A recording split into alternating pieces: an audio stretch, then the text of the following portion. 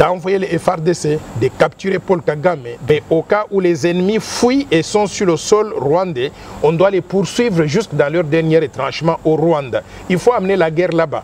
Et je vais vous dire une chose, à la fin de la journée, nous devons avoir comme objectif de dénicher le mal là où il se trouve. Le mal aujourd'hui, c'est Paul Kagame.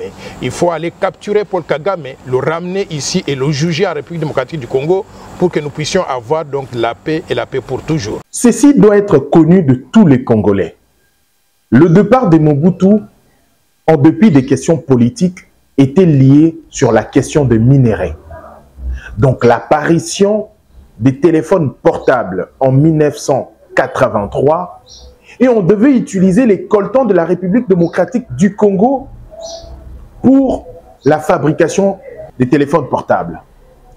Mobutu était intransigeant à cette question de minéraux.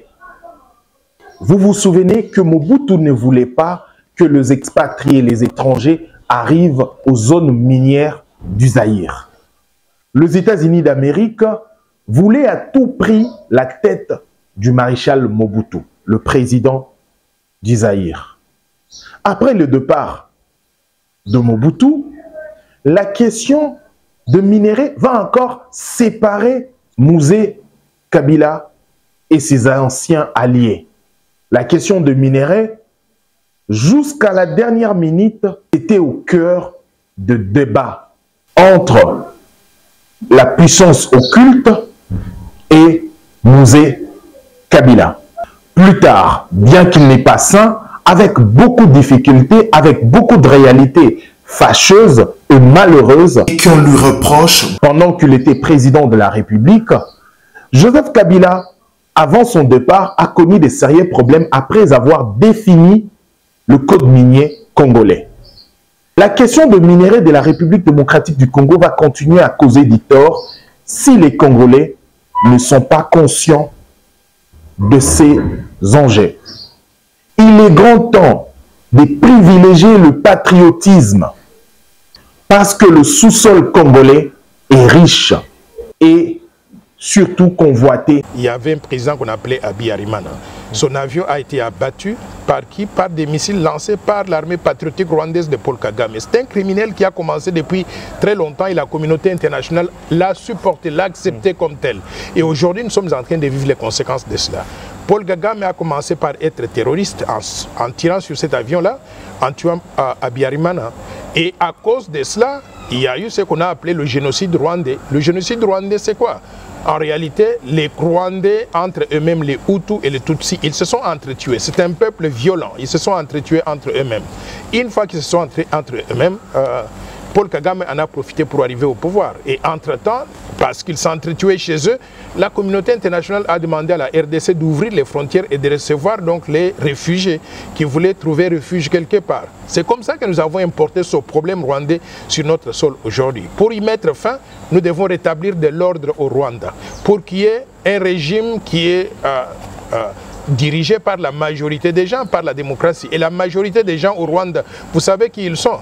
Ce sont des Hutus.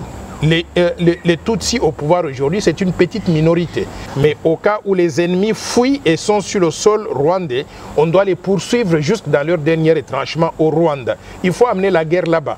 Et je vais vous dire une chose, à la fin de la journée, nous devons avoir comme objectif de dénicher le mal là où il se trouve. Le mal aujourd'hui, c'est Paul Kagame.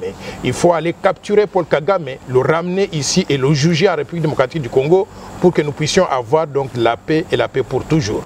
Mais chaque fois que nous allons nous arrêter aux frontières, il va sentir qu'il n'est pas menacé. Et il va revenir avec ces aventuriers-là pour semer de l'insécurité sur notre territoire national. Comment vous justifiez cela? Capturer un président en fonction dans un pays et puis le ramener ici pour le juger, il n'y a pas de cours internationaux. Non, lorsque les intérêts de la RDC sont menacés, nous devons les défendre. Et je vais vous donner un exemple, que ça, ce ne serait pas le premier cas où un pays est allé capturer un président étranger pour le ramener et le juger pour atteinte à la sûreté de l'État. Vous vous rappelez les États-Unis d'Amérique avec Manuel Noriega, qui était le président du Panama. Il avait pris même des machettes, il menaçait les Américains. Vous savez ce que les Américains avaient fait? Ils sont allés au Panama, ils ont poursuivi Manuel Noriega, on l'a capturé, on l'a ramené vivant, on l'a mis en prison à Miami. Il vient de mourir il n'y a pas longtemps. Donc ce ne serait pas la première occasion ou le premier incident d'un pays qui va poursuivre un président étranger qui cause de l'insécurité donc sur son territoire. Donc nous sommes tout à fait justifiés d'envoyer les FRDC, de capturer Paul Kagame, de le ramener en RDC, de le juger, le garder en prison ici, pour que nous puissions avoir la paix sur l'étendue du territoire national.